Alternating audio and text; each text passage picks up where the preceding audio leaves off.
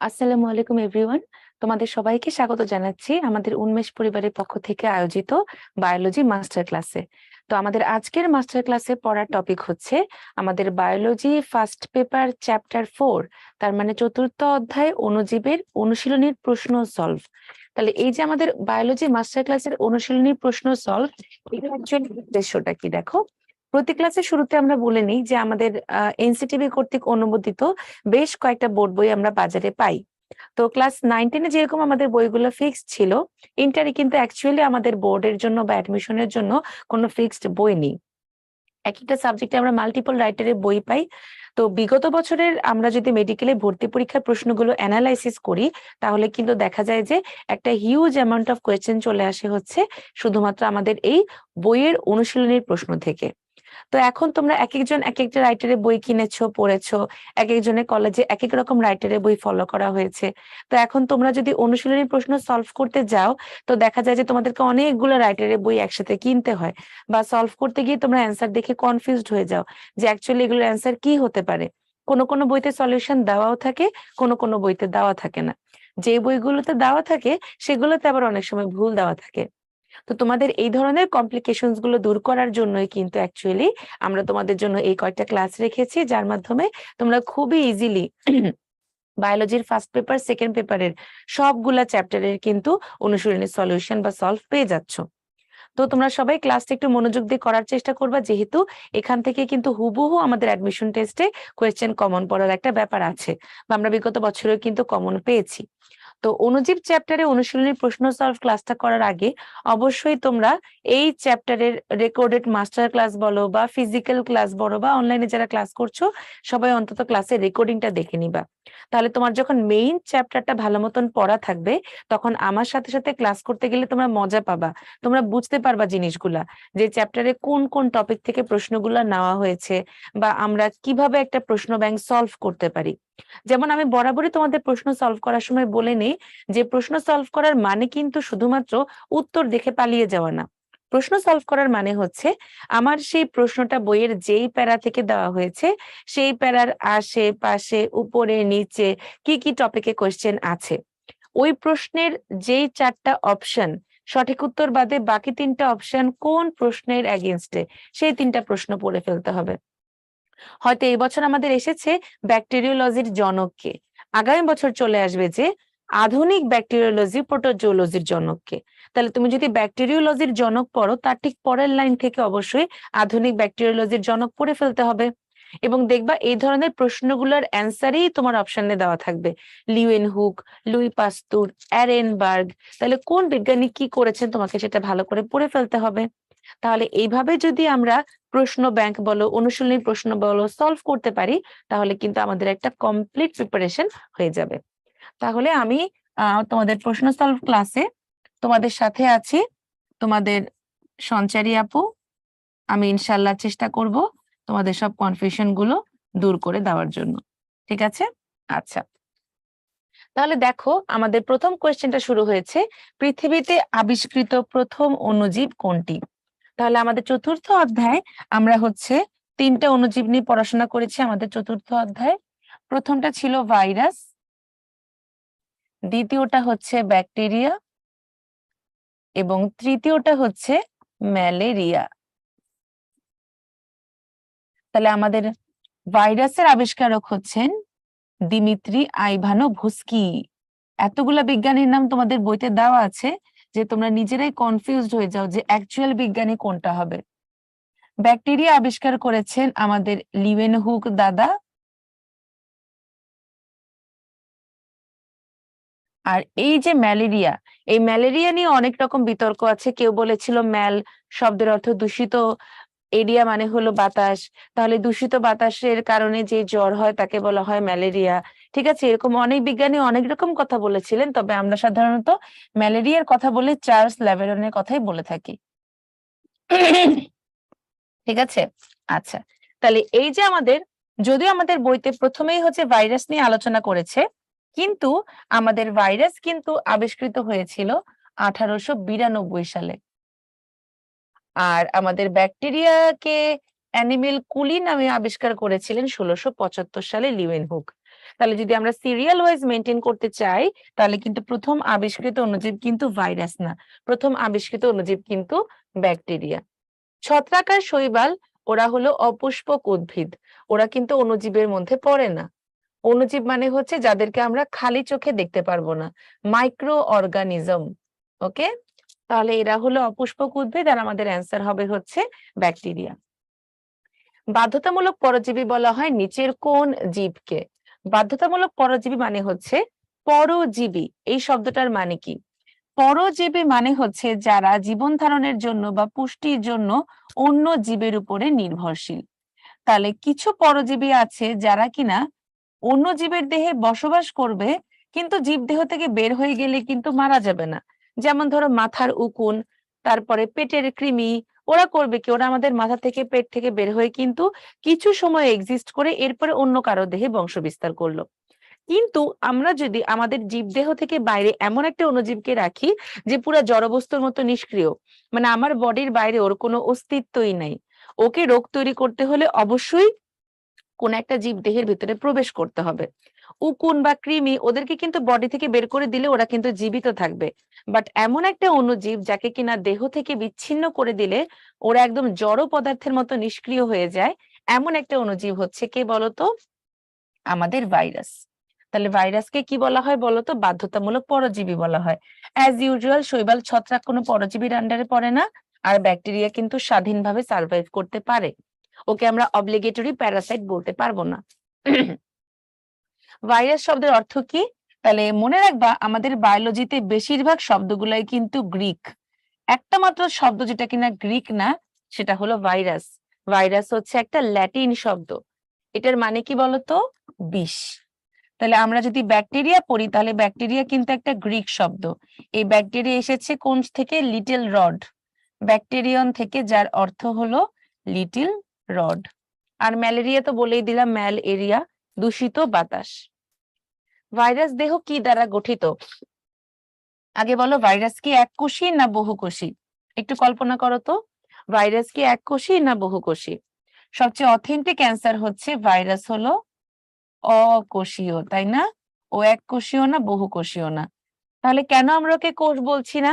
কারণ একটা কোষ হতে হলে কোন একটা অবজেক্টের মধ্যে মাস্ট একটা সাইটোপ্লাজম, সাইটোপ্লাজমকে ঘিরে একটা কোষ ঝিল্লি অথবা প্রাচীর এবং একটা নিউক্লিয়ার বস্তু থাকতে হবে। আমাদের ভাইরাসের মধ্যে আমরা হচ্ছে দেহের একদম মাঝখানে পাচ্ছি একটা নিউক্লিক অ্যাসিড, আর ওর চারপাশে পাচ্ছি একটা প্রোটিন আবরণ, যে প্রোটিন আবরণকে আমরা বলি ক্যাপসিড। কোথাও কিন্তু সাইটোপ্লাজম বা কোষ ঝিল্লির কোনো অস্তিত্ব নাই, that's why it is acellular. তাহলে ভাইরাস দেহ যদি কি দ্বারা গঠিত আসে, শুধু নিউক্লিক অ্যাসিড বা প্রোটিন বললে কিন্তু এটা অসম্পূর্ণ রয়ে যায়। অ্যান্সার হবে নিউক্লিক অ্যাসিড ও প্রোটিন। এবং কাইটিন আমরা কোথায় পাই? ছত্রাকের কোষ প্রাচীরে পাই। তাহলে কাইটিন পাওয়া যায় ছত্রাকের কোষ প্রাচীরে, আর হচ্ছে উদ্ভিদের পাতায় পাওয়া যায় অ্যাকচুয়ালি। আর ভাইরাসের দেহ বললে আমরা পাবো নিউক্লিক অ্যাসিড আর প্রোটিন। কোথায় দ্বিসূত্রক আরএনএ পাওয়া যায়? আমরা নর্মালি কি জানি যে ডিএনএ হচ্ছে আমাদের দ্বিসূত্রক আর আরএনএ হচ্ছে আমাদের একসূত্রক। তাহলে সবকিছুরই কিন্তু কিছু এক্সেপশনাল আছে, যদি এক্সেপশনাল না থাকতো তাহলে তো আমাদের বায়োলজিটা এত কঠিন হতো না। তাহলে এমন একটা ফ্যামিলি বা গোত্র যার ডিএনএ একসূত্রক, সেটা হলো পার্ভোভিরিডি।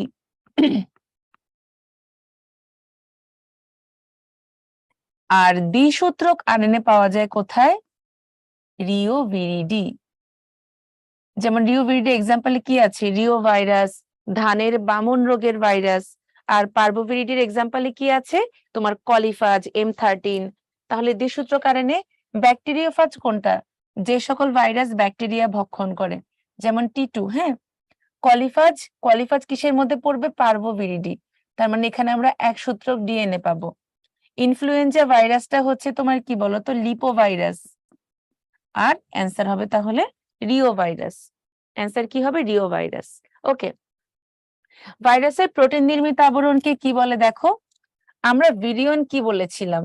ভিরিয়ন ছিল আমার একটা নিউক্লিক অ্যাসিড থাকবে, প্রোটিন আবরণ থাকবে যেটা কিনা প্যাথোজেনিক মানে রোগ সৃষ্টি করতে পারে, একটা কমপ্লিট প্যাকেজ। হ্যাঁ, যদি শুধুমাত্র একটা আরএনএ থাকে আর কিচ্ছু নাই, এবং সেটা রোগ সৃষ্টি করতে পারে, তাহলে সেটাকে আমরা বলি ভিরয়েড। প দিয়ে প্রোটিন, প দিয়ে প্রিয়ন্স, শুধুমাত্র একটা প্রোটিন সুতা যেটা রোগ তৈরি করতে পারে। প দিয়ে প্রোটিন, প দিয়ে প্রিয়ন্স, তাহলে প্রোটিন নির্মিত আবরণকে আমি কি বলবো? নিউক্লিয় ক্যাপসিড।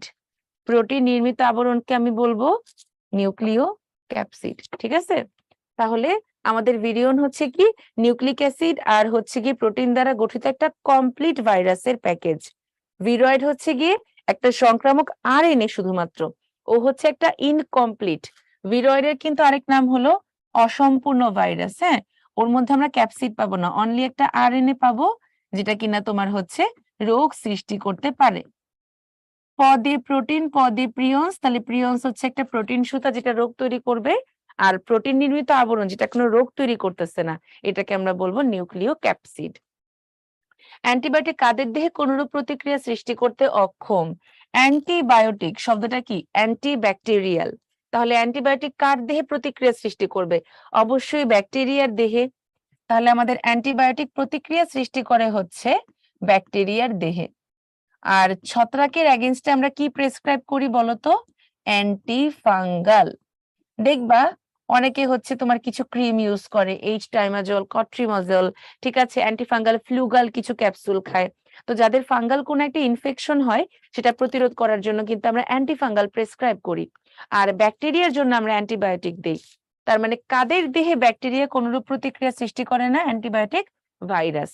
এই জন্য দেখবা আমাদের যখন জ্বর আসে, আমরা ডাক্তাররা একটা কথা বলি যে জ্বর আসলে নাপা খেলে জ্বর কমে 7 দিনে, নাপা না খেলে জ্বর কমে 1 সপ্তাহে। তার মানে কি দুইটাই সেম জিনিস। নাপা কিন্তু অ্যাকচুয়ালি জ্বর কমায় না, নাপা হচ্ছে জ্বরের কারণে আমাদের দেহে যে পার্শ্ব প্রতিক্রিয়াগুলো তৈরি হয় সেই সাইড এফেক্ট গুলাকে মিনিমাইজ করে। একটা ভাইরাল ফিভারে তুমি কখনোই অ্যান্টিবায়োটিক খাবা না। এখন ধরো তুমি হচ্ছে গিয়ে কিছু করো নাই, তুমি কোনো দোষ করো নাই, কিন্তু তোমাকে সেই দোষের শাস্তি দেওয়া হলো, তাহলে হুদাহুদি দেওয়া হইলো না তোমাকে শাস্তিটা?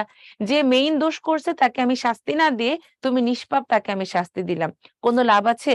সমাজ কি শুধরাবে? শুধরাবে না।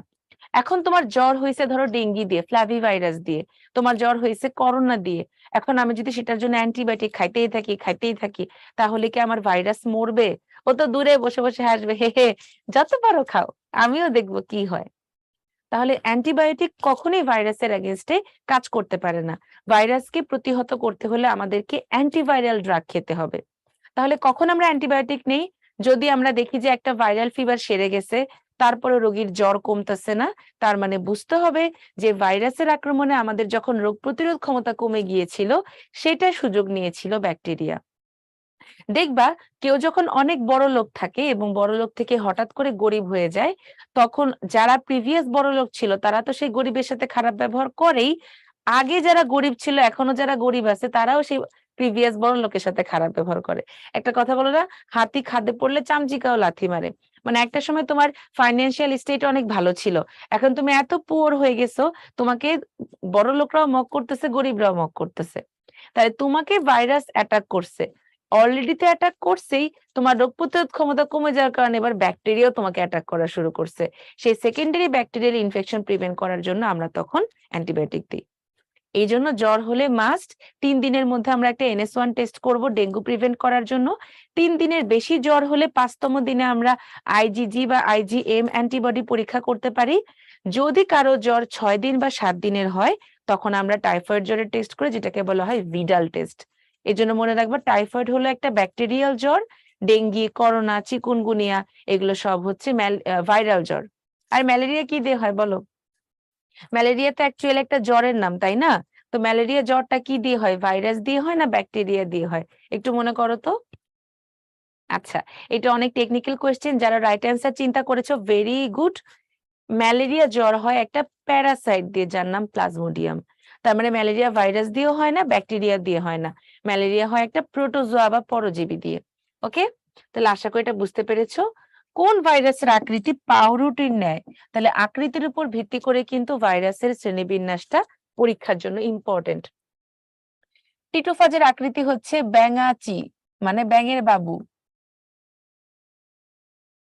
পোলিওটা হচ্ছে গোলাকৃতি। আমরা টি সিরিজে সবগুলো পেয়েছিলাম ব্যাঙাচি আকৃতির, আর গোলাকৃতির ভাইরাসগুলো আমরা কি দিয়ে মনে রেখেছিলাম?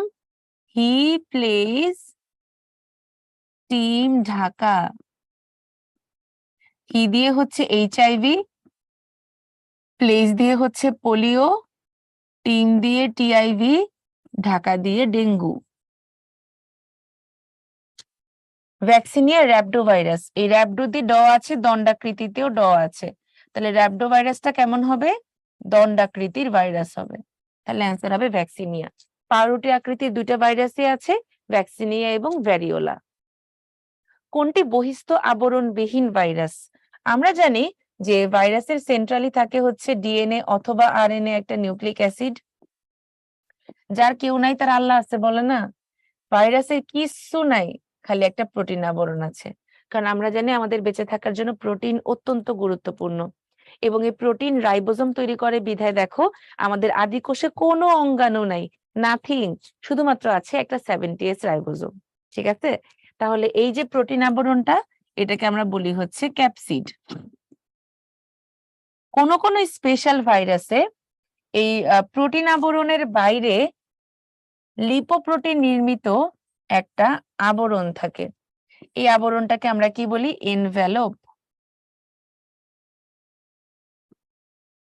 বা লিপোপ্রোটিন।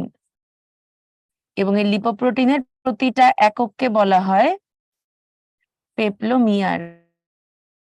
তাহলে যে স্পেশাল ভাইরাস গুলাতে এই আমার এনভেলপ থাকবে, সেই ভাইরাস গুলাকে আমি বলবো হচ্ছে লিপোভাইরাস, বহিস্থ আবরণ যুক্ত ভাইরাস। লিপোভাইরাস মনে রাখার সহজ উপায় কি? হাই করোনা, এইচ দিয়ে হলো এইচআইভি, হারপিস, আই দিয়ে হলো ইনফ্লুয়েঞ্জা, করোনা দিয়ে তো coronary. HIV, herpes, influenza, corona, ওরা হলো বড় লোক, স্পশ ভাইরাস, এই জন্য ওদের একটা এক্সট্রা বহিস্থ আবরণ থাকে।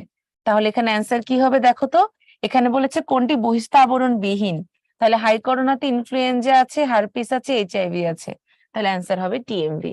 ওকে, 5 কোন দেশি শব্দ আমরা বলেছিলাম যে আমাদের অণুজীব বা পুরো বইতেই ল্যাটিন শব্দ একটাই আছে, যেটা হচ্ছে ভাইরাস, আর বাকিগুলা সব কি বলতো? গ্রিক। কারণ দেখবে আমাদের বায়োলজির বেশিরভাগ টার্মগুলা কিন্তু গ্রিক মিথোলজি থেকে আসছে। অ্যাকিলিস কন্ডোরা, পার্থেনোজেনেসিস, মেডুসা, পলিপ, এই সবগুলো কিন্তু গ্রিক মিথোলজির ওয়ার্ড। টিটুফাজ ভাইরাসের মাথার আকৃতি কেমন? আমরা দেখেছিলাম যে টিটুফাজ ভাইরাসের কি থাকে? একটা মাথা থাকে যার ভেতরে নিউক্লিক অ্যাসিড থাকে, একটা প্রোটিন নির্মিত দেহ থাকে, বেস প্লেট, স্পাইক, স্পর্শক তন্তু, আর দেহতে থাকে হচ্ছে একটা কলার। এই সবগুলা কিন্তু প্রোটিন দ্বারা গঠিত, মাঝখানে নিউক্লিক অ্যাসিড, আর এই মাথাটা কেমন আকৃতি হবে? ষড়ভুজাকার। টিটুফাজের লেজের নিচে কোন এনজাইমটি উপস্থিত থাকে? এটার অ্যান্সার হবে লাইসোজাইম। কারণ সেলুলোজ কি করবে? এটা হচ্ছে গিয়ে তোমার গবাদি পশুদের পাকস্থলীতে থাকে, সেলুলোজ পরিপাক করে। সুক্রেজ হচ্ছে আমাদের সুক্রোজকে ভেঙে গ্লুকোজ আর ফ্রুক্টোজ তৈরি করে। মল্টেজ হচ্ছে মল্টোজকে গ্লুকোজে কনভার্ট করে। তাহলে এরা সবাই হচ্ছে মানুষ কিংবা অন্যান্য স্তন্যপায়ীদের পাকস্থলী অথবা ক্ষুদ্রান্ত্রের এনজাইম। তাহলে একমাত্র টিটুফাজের লেজে থাকবে হলো লাইসোজাইম, এবং এই যে লাইসোজাইম এনজাইমটা, এটা থাকে আমাদের চোখের পানি, নাকের পানি, মুখের পানিতে। তাহলে অশ্রু, নাসিকা ঝিল্লি, আর হচ্ছে লালারস, এই 3টা জায়গায় প্লাস টিটুফাজের লেজে থাকে হলো লাইসোজাইম। ওকে, একটি পোষক কোষে অনুলিপন পদ্ধতিতে কতগুলা টিটুফাজ ভাইরাস গঠিত হয়? অনুলিপন পদ্ধতি বলতে এখানে লাইটিক চক্র মিন করা হয়েছে, কারণ আমরা কি জানি যে তোমার ব্যাকটেরিয়াফাজ যারা আছে ওরা তো লাইটিক চক্রের মাধ্যমে সংখ্যা বৃদ্ধি করে। তাহলে এটার অ্যান্সার হবে 100 থেকে 300, এটা একটু মনে রাখতে হবে। কোনটিকে কেলাসিত করা যায়? আমরা যখন ভাইরাসের জড় বৈশিষ্ট্য পড়েছিলাম, আমরা তখন পড়েছিলাম ভাইরাসকে কেলাসিত করা যায়, ব্যাপন করা যায়, পানির সাথে মিশিয়ে সাসপেনশন করা যায়, এবং কেলাসিত করা যায় দেখেই তো বিজ্ঞানী স্টেনলি হচ্ছে টিএমভি ভাইরাসকে ক্রিস্টালাইজ করে পৃথক করতে পেরেছিলেন। এজন্য অ্যান্সার হবে ভাইরাস। নিচের কোনটি ডিএনএ ভাইরাস? আমরা ডিএনএ ভাইরাস কি পড়েছিলাম? টিআইভি, টি2, ভ্যাকসিনিয়া, ভ্যারিওলা, কোথাও দেওয়া আছে অ্যাডিনো হার্পিস সিমপ্লেক্স। তাহলে অ্যান্সার কি হবে? Vaccinia. Dengue, polio, mum's, rabies, influenza, Ebola সব পচা পচা ভাইরাস গুলা হচ্ছে তোমার আরএনএ ভাইরাস। কোন বিজ্ঞানী দেখছো টিএমভি কে তামাক পাতা থেকে কেলাসন প্রক্রিয়া পৃথক করেন? তাহলে দেখো এটা আসছিল চিটাগাং বোর্ড 2017, এটা আসছে তোমার হচ্ছে গিয়ে এমবি, এটা অন্য একটা বোর্ড, মাদ্রাসা বোর্ড বা অন্য কোথাও আসছিল। ঠিক আছে, যে হচ্ছে তোমার মাগুরা বোর্ডও হইতে পারে। যে নিচের কোনটি ডিএনএ ভাইরাস, এরপরে যে নিচের কোনটিকে কেলাসিত করা যায়, যশোর বোর্ডে আসছে। তাহলে কেলাসিত করা আর হচ্ছে তোমার তামাক পাতা থেকে কেলাসন করে পৃথক করা, দুটা কাছাকাছি না বলো, এই জন্য কোয়েশ্চেন ব্যাংক সলভ করতে হয়। তাহলে আলাদা করেছিলেন কে? বিজ্ঞানী স্ট্যানলি। তাহলে অ্যাডলফ মায়ের হচ্ছে টোবাকো মোজাইক রোগ নাম দিয়েছিলেন। আইভানোভস্কি হচ্ছে ভাইরাসের আবিষ্কারক, উনি তামাক গাছের পাতা ভচকাইছে, তার মানে উনি তামাক গাছের পাতার রস থেকে ভাইরাসকে পৃথক করেছিলেন। কেলাসিতকরণ স্ট্যানলি, রেদেনের তেমন কোনো ভূমিকা নাই। কোন ভাইরাসে একসূত্রক ডিএনএ বিদ্যমান? আমরা একসূত্রক ডিএনএ বলেছিলাম কাদের? পার্ভোভিরিডি। নরমালি ডিএনএ থাকে দ্বিসূত্র, কিন্তু একসূত্রক ডিএনএ আমরা পাই পার্ভোভিরিডিতে। এক্সাম্পল ছিল কি বলতো? তোমার হচ্ছে কলিফাজ, M13 এগুলো। তাহলে ভ্যাকসিনিয়া তো তোমার দ্বিসূত্রক ডিএনএ, কলিফাজ একসূত্রক, ভ্যারিওলা দ্বিসূত্রক, টিআইভিও দ্বিসূত্রক। নিচের কোনটি উদ্ভিদ ভাইরাস? উদ্ভিদ ভাইরাস কোনটা দেখো তো? এই যে টোবাকো মোজাইক, টোবাকো মানে তো তামাক, নইলে টিটু হচ্ছে কি? টিটু হচ্ছে ব্যাকটেরিওফাজ, এটা হচ্ছে ব্যাকটেরিয়াকে অ্যাটাক করে। এইচআইভি আর হচ্ছে ফ্ল্যাভি, এগুলা হচ্ছে প্রাণী দেহকে আক্রমণ করে। ফ্ল্যাভি দিয়ে ডেঙ্গি হয়। তাহলে দেখো ভাইরাসের বৈশিষ্ট্য কোনটি? আদিকোষী না, ওরা হলো অকোষীয়, বিপাক ঘটে না, বাধ্যতামূলক পরজীবী, ডিএনএ আরএনএ উভয় উপস্থিত থাকে মানুষে। তাহলে অ্যান্সার হবে বাধ্যতামূলক পরজীবী। টোবাকো মোজাইক ভাইরাসের আকার কোন ধরনের? আমরা বলেছিলাম যে তোমার এম দিয়ে যতগুলা হয়, tobacco mosaic, alpha mosaic, mumps, মনে রাখবা দম দিয়ে, দ দিয়ে দণ্ডাকার, ম দিয়ে হচ্ছে টোবাকো মোজাইক, আলফা মোজাইক আর হচ্ছে মামস। তাহলে টোবাকো মোজাইক বলে কি হবে? দণ্ডাকার। তাহলে আমরা কিন্তু শেপ গুলা পড়েছি, যে গোলাকার হলো হিপ্লেই স্টিম ঢাকা, ঘনক্ষেত্রাকার আর পাউরুটি আকার একই ভ্যাকসিনিয়া ভ্যারিওলা, আর ব্যাঙাচি আকার হচ্ছে টি সিরিজের যেই ভাইরাস গুলো আছে। ব্যাকটেরিওফাজ এক প্রকার কি বলতো? ভাইরাস, মানে যে ভাইরাস ব্যাকটেরিয়াকে ভক্ষণ করে তাকে বলা হয় ব্যাকটেরিওফাজ। এটা কিন্তু প্যাচ লাগানো যাবে না, হ্যাঁ? আচ্ছা, নিচের কোনটি একটি DNA virus? Chikungunya, dengue, tobacco mosaic এরা সবাই আরএনএ ভাইরাস। মনে রাখবা hepatitis A, C, D, E এরা সবাই আরএনএ, শুধুমাত্র হেপাটাইটিস বি হলো ডিএনএ, এটা কিন্তু ইম্পর্টেন্ট। দেখছো এই যে তোমার এই প্রশ্নটা মেডিকেলেও আসছে, আবার অন্য একটা বোর্ডেও আসছে। কোনটি ইমার্জিং ভাইরাস? ইমার্জিং মানে হলো বিশ্বাসঘাতক মির্জাফর, সে প্রথম ভালোবাসতো একজনকে, এরপরে তার ভালোবাসা কমে গেছে, সে তার ভালোবাসা মানুষ পাল্টায় আরেকজন বানায় ফেলছে। তাহলে যেই ভাইরাস প্রথমে একটা পোষক দেহকে আক্রমণ করত, কিন্তু পরবর্তীতে সেই পোষক দেহ পরিবর্তন করে নতুন করে পোষক দেহ বেছে নেয়, তাদেরকে বলা হয় ইমার্জিং ভাইরাস। তাহলে ইমার্জিংটা কিভাবে মনে রাখি আমরা? নেশ বা কনেশ দিয়ে। ও দিয়ে হচ্ছে করোনা, এন দিয়ে হচ্ছে নাইল, ই দিয়ে ইবোলা, এস দিয়ে হচ্ছে সার্স, এইচ দিয়ে এইচআইভি। তাহলে বিএমভি বলে কিছু নাই। এইচআইভি তোমার প্রথমে বানরের হতো, এরপরে মানুষের হয়েছে। টিআইভিও তোমার চেঞ্জ করছে, তাহলে এখানে সরি টিআইভি টিএমভি চেঞ্জ করে নাই, তাহলে আমার এখানে ইমার্জিং কোনটা হবে? এইচআইভি। কোন ভাইরাসে দ্বিসূত্রক আরএনএ থাকে? রিওভিরিডির মধ্যে কি ছিল? রিও ভাইরাস আর দানের বামন রোগের ভাইরাস। কোন ভাইরাসে ডিএনএ থাকে? আমরা পড়েছিলাম TIV, T2, vaccinia, variola.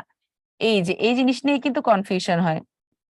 TIV, T2 এটা হলো ডিএনএ ভাইরাস, টিএমভি, এইচআইভি এই দুইটা হলো আরএনএ ভাইরাস। এই দুইটা নিয়ে কিন্তু বা এই চারটা নিয়ে খুবই খুবই প্যাচ লাগে, be very careful.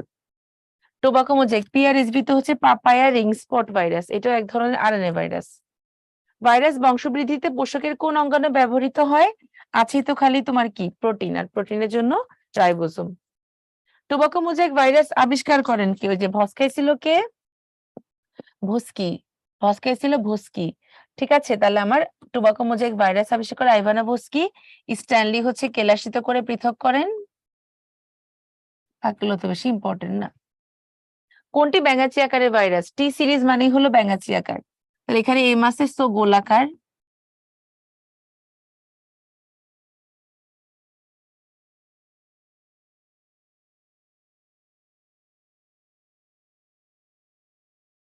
R flabby virus এটা হচ্ছে ডেঙ্গুর ভাইরাস। হ্যাঁ, মানবদেহে ক্যান্সার সৃষ্টিকারী ডিএনএ ভাইরাসকে কি বলে? ডিকশনারিতে লিখে রাখবা, যেখানে অঙ্ক শব্দটা পাবা, অঙ্ক মানেই ক্যান্সার। যারা ম্যাথ করতে বিরক্ত হও তারা একটু ফিল করতে পারবা যে এটা হলো অঙ্ক ভাইরাস। রেট্রোভাইরাস মানে কি? রেট্রোভাইরাস বলতে কি বুঝাইছিল, কেউ কি বলতে পারবা? রেট্রো মানে হচ্ছে যারা মেসেঞ্জার আরএনএ থেকে কমপ্লিমেন্টারি ডিএনএ বানাতে পারে, রিভার্স ট্রান্সক্রিপশন করে। সাইমিয়ান ফ্ল্যাভি দরকার নেই অঙ্ক ভাইরাস। নিচের কোনটি ভাইরাস দ্বারা হয়? আমরা জানি টাইফয়েড হলো স্যালমোনেলা টাইফি ব্যাকটেরিয়া, নিউমোনিয়া হচ্ছে diplococcus pneumonia bacteria, influenza virus whooping কাশি হলো বর্ডিটেলা পার্টোসিস ব্যাকটেরিয়া। তাহলে আমার ভাইরাস দিয়ে কি হয়? ইনফ্লুয়েঞ্জা। অ্যালকোহল ব্যবহৃত ইস্টকে ধ্বংস করে কে? এটা হবে জাইমোফাজ। সায়ানোফাজ মানে যারা সায়ানো ব্যাকটেরিয়াকে ধ্বংস করে।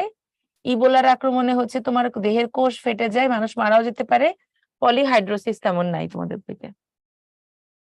গরুর ফুট অ্যান্ড মাউথ রোগের জন্য দায়ী কে? এটা হবে ভাইরাস। ঠিক আছে, গরুর ফুট অ্যান্ড মাউথ রোগের জন্য দায়ী।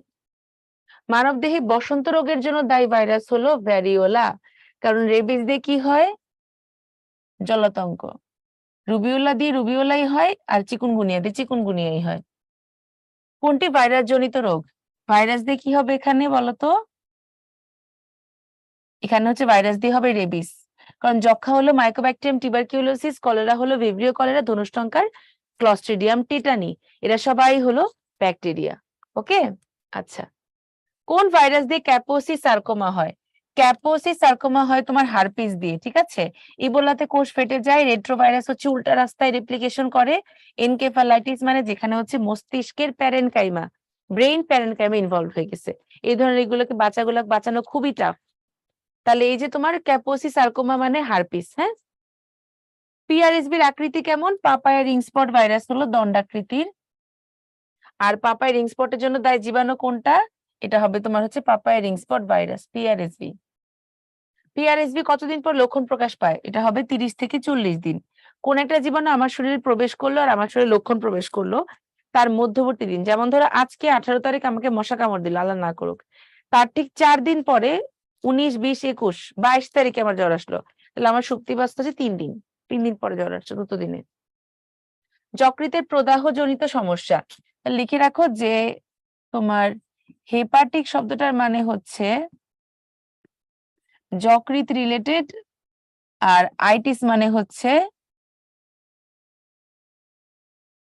প্রদাহ। তাহলে অ্যান্সার হবে হেপাটাইটিস। সবচেয়ে মারাত্মক হেপাটাইটিস আমরা জানি হেপাটাইটিস 5টা, A B C D E. এদের মধ্যে এ আর ই হচ্ছে খাদ্য ও পানীয়ের মাধ্যমে ছড়ায়, আর বাকি সবগুলো হচ্ছে বডি ফ্লুইড, কোনো তরল পদার্থের সাহায্যে জমায় দেহে।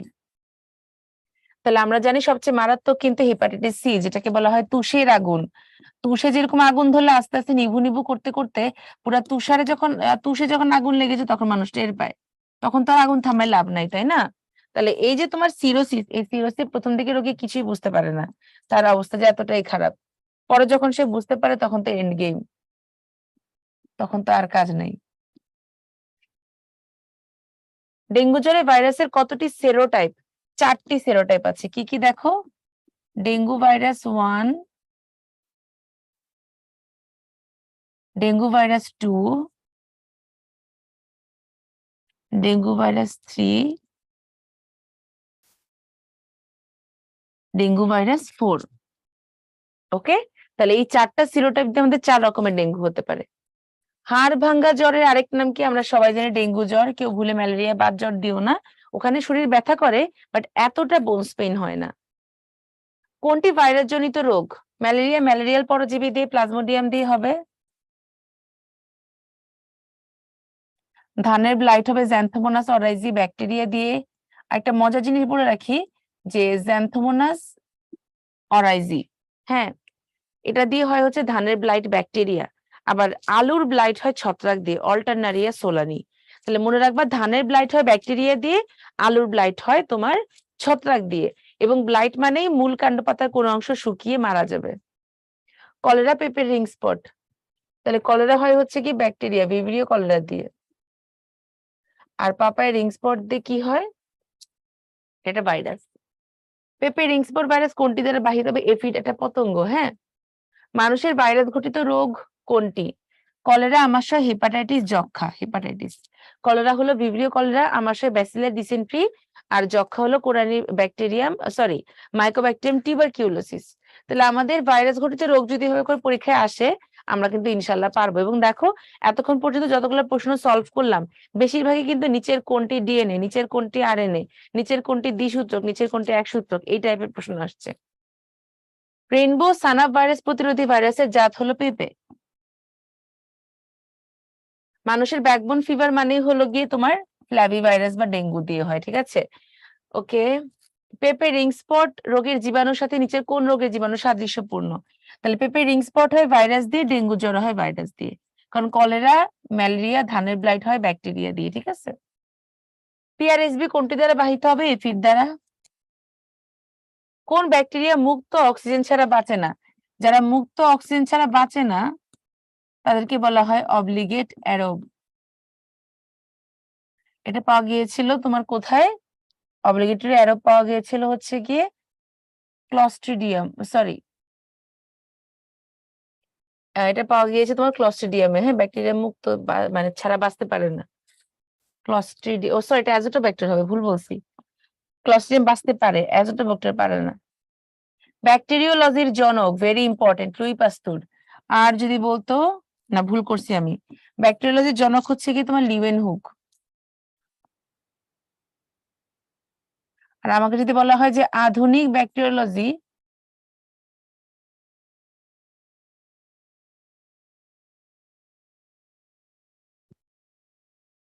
ও প্রোটোজুওলজির জনককে, তখন হবে কে? লুই পাস্তুর।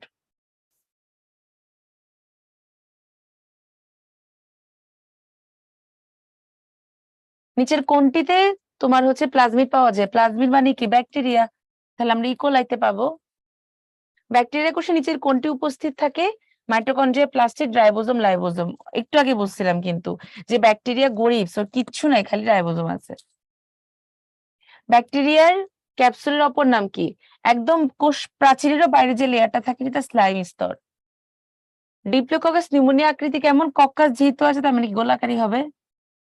নিচের কোন অংশ দ্বারা ব্যাকটেরিয়া পোষক কোষের সাথে আবদ্ধ হয়? Flagella, pili, capsid, spike. Answer হবে কি দিয়ে বলতো? পিলি দিয়ে পোষক কোষের সাথে অ্যাটাচ হয়। ফ্ল্যাজেলা তো চলনে সাহায্য করবে, ক্যাপসিড হচ্ছে বাইরের আঘাত থেকে রক্ষা করবে, আর স্পাইক হচ্ছে কি করবে? স্পাইক হচ্ছে কাঁটার মধ্যে ধরতে সাহায্য করবে। কমা আকৃতির ব্যাকটেরিয়া ভিব্রিও। ব্যাকটেরিয়া কোষ প্রাচীরের মূল উপাদান কি? পেপটাইড ও গ্লাইকান। এটা অনেকগুলো নাম আছে, মিউকোপ্রোটিন,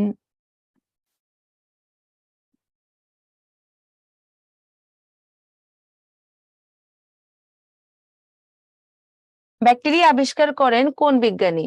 তাহলে আমাকে আবিষ্কার বললে আমি ডিরেক্ট লিখে দিব কোনটা, লিউয়েনহুক। রবার্ট কচ হচ্ছে যক্ষা রোগের জীবাণু আবিষ্কার করেন। লুই পাস্তুর হচ্ছে আধুনিক ব্যাকটেরিওলজির জনক, প্রোটোজুওলজির জনক, আর অ্যারেনবার্গ করেছেন নামকরণ। যক্ষা রোগের জীবাণু আবিষ্কার করেন, একটু আগে বলে ফেলছি, রবার্ট কচ। এটা সেই জন্যই তোমার প্রতিটা অপশন সলভ করে করে পড়তে হবে, কারণ আগের এমসিকিউ তে কিন্তু আমরা রবার্ট কচ যে যক্ষা রোগের জীবাণু আবিষ্কার করছে এটা পেয়ে গেছি। ফ্লাজেলা যুক্ত ব্যাকটেরিয়াকে কি বলে? দেখো, স্টিলিট হচ্ছে তারকাকৃতির, অ্যাট্রিকাস মানে কোনো কিছুই নাই, ফিলামেন্টাস মানে কি? দেখো ফিলামেন্ট মানে সূত্র আছে, ঠিক আছে, আর ফ্লাজেলা থাকে মানে ট্রাইকাম বা ট্রাইকাস। তাহলে ব্যাকটেরিয়া অর্থনীতির গুরুত্ব, অন্ত্রে কি কি উৎপাদন তৈরি করবে? আমরা জানি ভিটামিন কে। তাহলে কি কি তৈরি করে? ভিটামিন B2, কে, ফলিক অ্যাসিড, আর হচ্ছে বায়োটিন। বলতো কোন অঞ্চলে তৈরি করবে? কোলনে। কোন ব্যাকটেরিয়া পাটের আঁশ ছাড়াতে সাহায্য করে? এটা হচ্ছে ক্লস্ট্রিডিয়াম। কোন ব্যাকটেরিয়া নাইট্রোজেন সংবন্ধন করতে পারে? দেখো, একটা হলো নাইট্রোজেন সংবন্ধন, একটা নাইট্রিফিকেশন।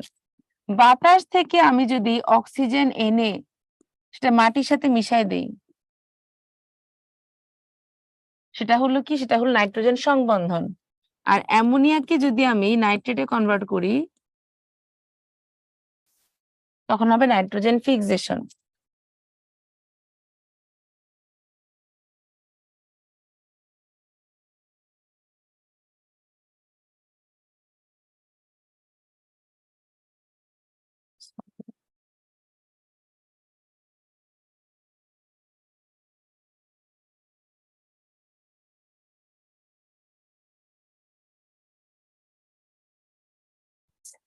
যাদের নামের সাথে নাইট্রো নাইট্রো আছে, নাইট্রোজেন সংবন্ধন করে, তাহলে এখানে হবে অ্যাজোটো, নট অ্যাসেটো। অ্যাসেটো মানে হচ্ছে ভিনেগার, এটা কিন্তু ভুল করে অনেকে। অ্যাসিটোব্যাক্টের না কি লিখবা? অ্যাসেটোব্যাক্টর। অ্যাসেটোব্যাক্টর লিখবা না অ্যাজোটো লিখবা, ঠিক আছে? অ্যালকোহল থেকে ভিনেগার তৈরি করতে পারে কোনটা? এটা হবে অ্যাসেটোব্যাক্টর। যক্ষার জীবাণু দেখো, যক্ষা ভালো হয়, একটা অ্যাড দেয় না? তাহলে ভিব্রিও কলেরা দিয়ে কলেরা হবে, ট্রিপোনেমা প্যালিডিয়াম দিয়ে হবে সিফিলিস, শিগেলা ডিসেন্ট্রি দিয়ে হবে ডিসেন্ট্রি, পেট খারাপ। তাহলে মাইকোব্যাকটেরিয়াম টিউবারকিউলোসিস মানুষের, আর মাইকোব্যাকটেরিয়াম বুবিজ হচ্ছে গরু ছাগলের। কোনটি ব্যাকটেরিয়া জনিত রোগ? ঘুরে ফিরে কোনটি ডিএনএ ভাইরাস, কোনটি আরএনএ ভাইরাস, কোনটি দ্বিসূত্র, কোনটি একক সূত্র, কোনটি ভাইরাস, কোনটি ব্যাকটেরিয়া ঘটিত রোগ? খুবই খুবই গুরুত্বপূর্ণ। তাহলে ব্যাকটেরিয়া ঘটিত জ্বর হচ্ছে কলেরা। ডেঙ্গু হচ্ছে ফ্ল্যাভি ভাইরাস, দাঁত রোগ হয় ছত্রাক দিয়ে, কক্সিডিও মাইকোসিসও ছত্রাক দিয়ে। কলেরা সংক্রমণ রোধ বা নিরাময়ের জন্য কোন জাতীয় অ্যান্টিবায়োটিক আমরা গ্রহণ করি? টেট্রাসাইক্লিন। তা মনে রাখতে হবে একটু। ধানের ব্লাইট রোগের বৈজ্ঞানিক নাম বা কারণ? জ্যান্থোমোনাস অরাইজি। কারণ সাইট্রি দিয়ে হয় লেবু, লেবুর ক্যাঙ্কার।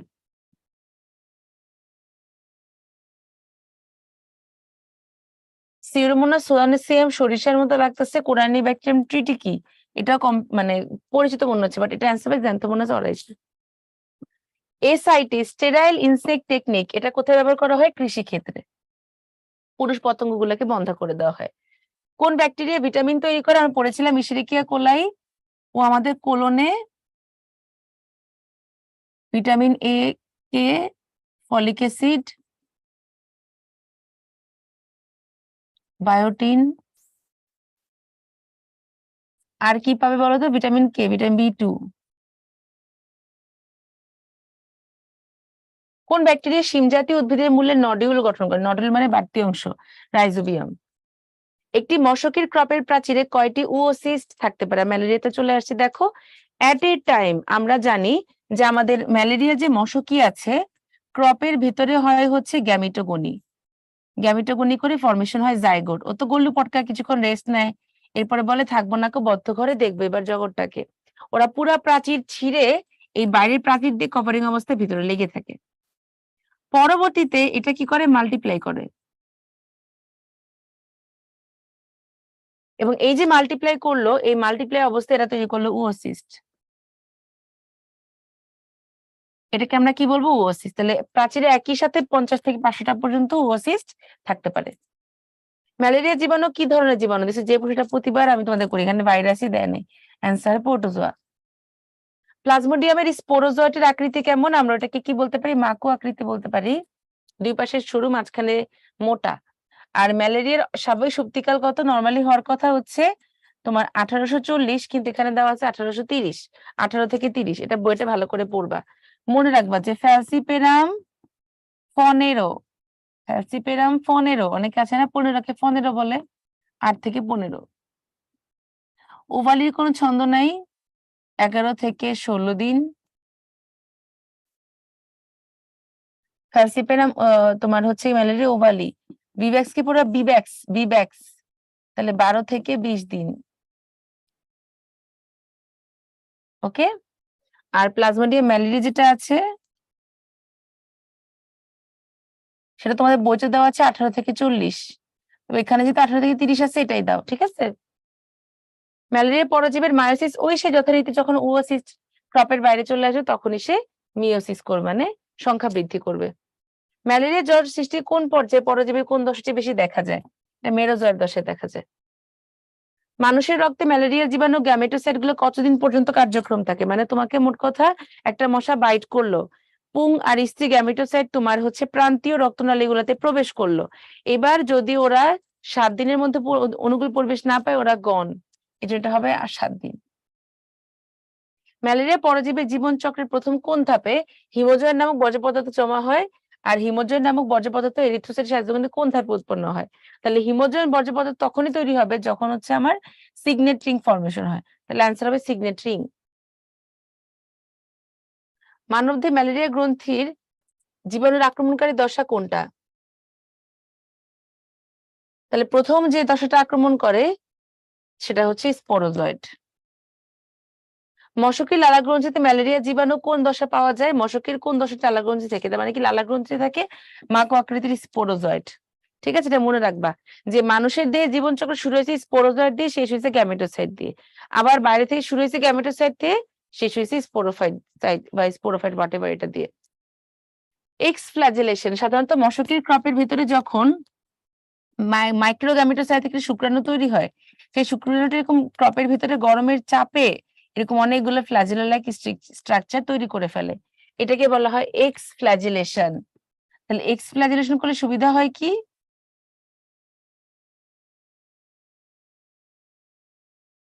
ডান বাজকে, হ্যাঁ, আচ্ছা। তাহলে এখন কি বলা হয়েছে? এটা হবে তাহলে মশকির ক্রপে। ম্যালেরিয়া জীবাণুর কোন দশা মানবদেহের সংক্রমণ ঘটায়? তাই মানবদেহে সংক্রমণ ঘটাবে কোনটা? স্পোরোজয়েডে সংক্রমণ ঘটায়, প্রথম দেহে মানে এন্ট্রি নেয়।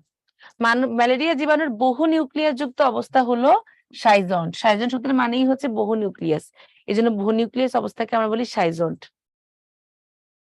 প্লাজমোডিয়াম ভিভ্যাক্সের গ্যামেটোগনি কোথায় সম্পন্ন হয়? গ্যামেটোগনি হয় ক্রপে, স্পোরোগনি হয় ক্রপের বাইরে। যকৃতে হয় হেপাটিক সাইজোগনি, লোহিত রক্তগণিকায় এরিথ্রোসাইটিক সাইজোগনি। নিচের কোনটি ম্যালেরিয়া জীবাণু ডিপ্লয়েড দশা? এটা খুবই গুরুত্বপূর্ণ একটা প্রশ্ন। স্পোরোজয়েড মানেই হচ্ছে ডিপ্লয়েড, ওকিনে ডিপ্লয়েড, ট্রফোজয়েড ডিপ্লয়েড, ক্রিপ্টোজয়েড হচ্ছে গিয়ে তোমার ডিপ্লয়েড। তাহলে এরা সবাই মোটামুটি ডিপ্লয়েড। তাহলে প্রথম তোমার রোগ সৃষ্টি করে স্পোরোজয়েড।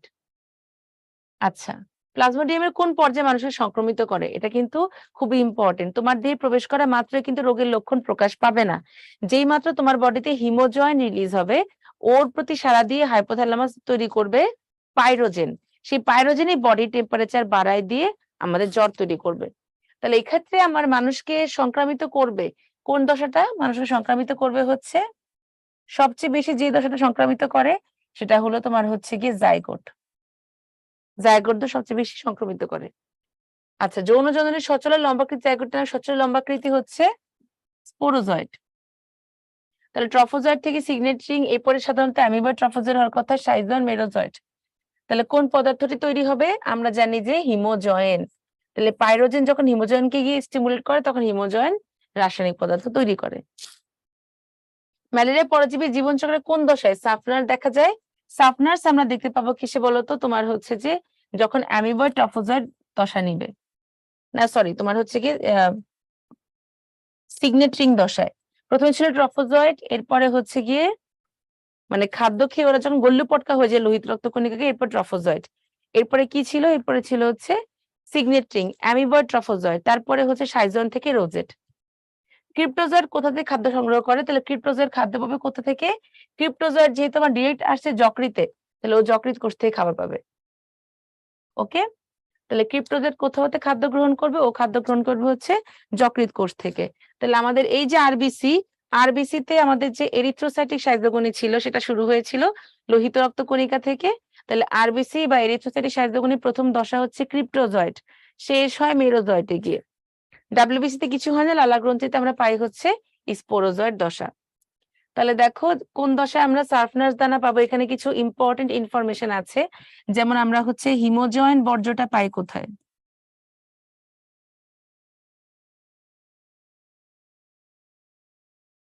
হিমোজয়েন বর্জ্য পাই হলো সাইজন দশায়। সাফনার্স কণা পাওয়া যায় অ্যামিবয়েড দশায়। লালা গ্রন্থিতে থাকে স্পোরোজয়েড। তাহলে আমি যদি তোমাদেরকে একটু বলতে চাই, দেখো আমাদের হেপাটিক সাইজোগনি,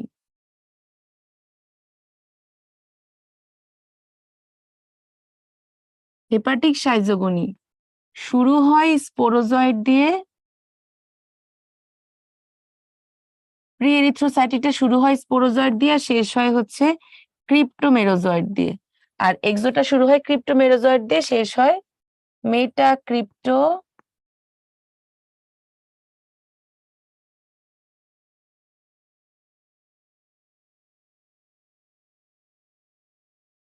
মেরোজয়েট দিয়ে। আর হচ্ছে যেটা কিনা এরিথ্রোসাইটিক সাইজোগনি, তুমি যেখানে শেষ আমার সেখানে শুরু। তাহলে এরিথ্রোসাইটিক সাইজোগনিটা শুরু হবে মেটাক্রিপ্টোমেরোজয়েট দিয়ে, আর এটা শেষ হয় কিসে দিয়ে? গ্যামেটোসাইট দিয়ে, পুং গ্যামেটোসাইট আর হচ্ছে স্ত্রী গ্যামেটোসাইট দিয়ে। তাহলে আমাদের যেটা কিনা মশকের দেহে হচ্ছে গ্যামেটোগনি, তাহলে গ্যামেটোগনি শুরু হয় তোমার পুং গ্যামেটোসাইট আর স্ত্রী গ্যামেটোসাইট দিয়ে, আর শেষ হবে কি দিয়ে? তোমার জাইগোট দিয়ে। জাইগোটটা যখন সচল হয় তখন ও তৈরি করে হচ্ছে একটু লম্বা আকৃতির হয়ে যায়, ওটাকে আমরা কি বলবো? উওকিনেট। এই যে উওকিনেটটা উওসিস্ট হয়, তাহলে আমাদের স্পোরোগনি শেষ হয় স্পোরোজয়েট দিয়ে। এই স্পোরোজয়েট আবার মশকির লালা গ্রন্থিতে গিয়ে সেখান থেকে যকৃতে গিয়ে জীবনচক্র শুরু করে। তাহলে কোন দশা কি দিয়ে শুরু হয়, কি দিয়ে শেষ হয়, কোনটা ডিপ্লয়েড কোনটা হ্যাপ্লয়েড? মনে রাখো মানুষের বডিতে সবগুলা ডিপ্লয়েড। যতক্ষণ না পর্যন্ত গ্যামেটোসাইট থেকে আমার শুক্রাণু বা ডিম্বাণু তৈরি হচ্ছে ততক্ষণ না পর্যন্ত মানুষের বডিতে পুরোটাই হচ্ছে গিয়ে তোমার ডিপ্লয়েড, আর মশকির বডিতে বেশিরভাগই হ্যাপ্লয়েড। এই জাইগোট থেকে এসে ওরা আবার ডিপ্লয়েড হয়ে গেছে। ওকে, তাহলে এই যে আমি যে বললাম এই দশাগুলো, এটা কিন্তু ইম্পর্টেন্ট। এবং কোন দশা দেখতে কিরকম, ঠিক আছে? তোমার হচ্ছে কি মানুষকে সংক্রমিত করে কোন দশাটা? এটা একটু ভুল হয়ে গেছে। হ্যাঁ, কোন দশা মানুষকে সংক্রমিত করে? এটা স্পোরোজয়েট হবে, কারণ স্পোরোজয়েট কি করতেছে? আমার প্রথম হচ্ছে কি যকৃতকে আক্রমণ করে। হ্যাঁ, এই জন্য তোমার এটা হবে স্পোরোজয়েট। তাহলে ডিপ্লয়েড দশা কোনটা? দেখো এখানে হচ্ছে গিয়ে তোমার উওকিনেট, ট্রফোজয়েট, ক্রিপ্টোজয়েট, স্পোরোজয়েট। এখান থেকে এটা একটু ভুল হয়ে গেছে, এটা স্পোরোজয়েট হবে না, এটা উওকিনেট হবে। কারণ জাইগোটটা যখন লম্বাকৃতির হয়ে উওকিনেট তৈরি করে, এই উওকিনেটের উপরেই প্রথম আমার মিওসিস সেল ডিভিশন হবে। ঠিক আছে, তাহলে আমরা জানি যে ক্রপের ভিতরে গ্যামেটোগনি হচ্ছে আর ক্রপের প্রাচীরে হয় স্পোরোগনি। বহু নিউক্লিয়াস যুক্ত দশা তো আমরা বলেই ফেলেছি। তাহলে দেখো কোন দশা মানব দেহে সংক্রমণ ঘটায়, এটা এসেছিল তোমার চিটাগাং বোর্ডে। আর হচ্ছে যে কোন পর্যায়ে মানুষকে সংক্রমিত করে, এটা এসেছিল সিলেট বোর্ডে। তাহলে একটা সিলেট বোর্ড 16, একটা চিটাগাং বোর্ড 19। এই জন্যই আমাদের বোর্ড কোয়েশ্চেন বা অনুশীলনীর প্রশ্ন এত ইম্পর্টেন্ট। হ্যাঁ, তাহলে ক্রপের ভিতরে তো এক্সফ্লাজেলেশন হয়ে আমরা বলেইছিলাম। লালা গ্রন্থিতে কোন দশা পাওয়া যায় আমরা জানি। তাহলে দেখো তো এই যে ট্রফোজয়েট কোথায় পাবো?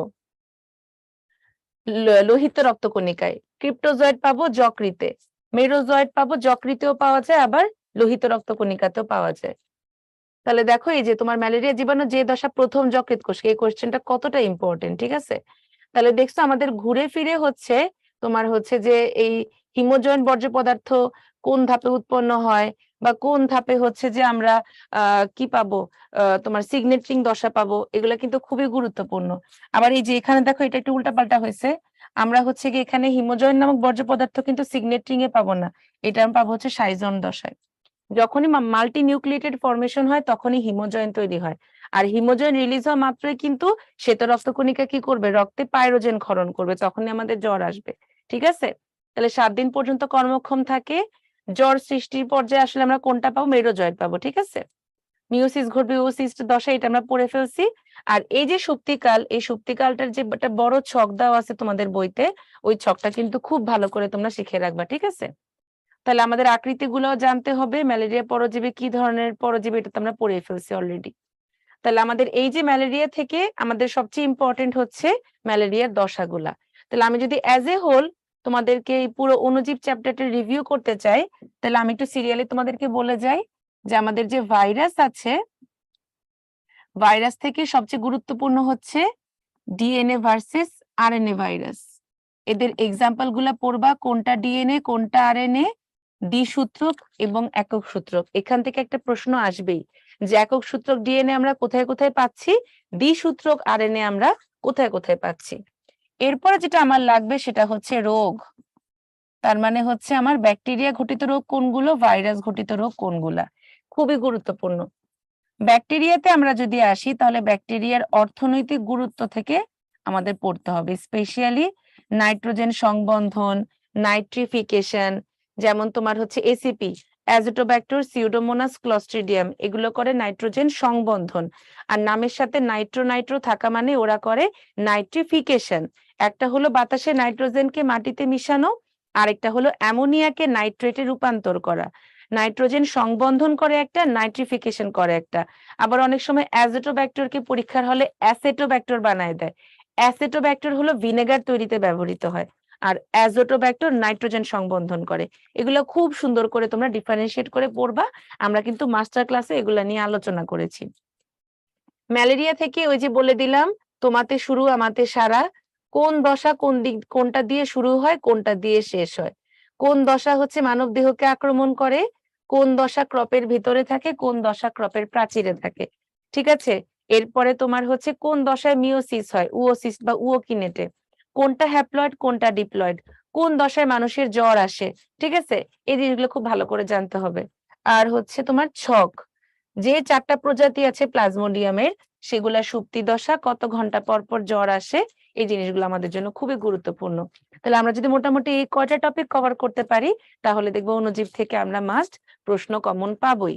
আর অণুজীব এমন একটা ইম্পর্টেন্ট চ্যাপ্টার, যেহেতু করোনা ভাইরাস অলরেডি আমরা সবাই ফেস করেছি, তো করোনা ভাইরাস আক্রমণ করার পর থেকে কিন্তু অ্যাকচুয়ালি মেডিকেল অ্যাডমিশন টেস্টের জন্য আগেও ছিল, বর্তমানে অণুজীব চ্যাপ্টারটা খুবই গুরুত্বপূর্ণ।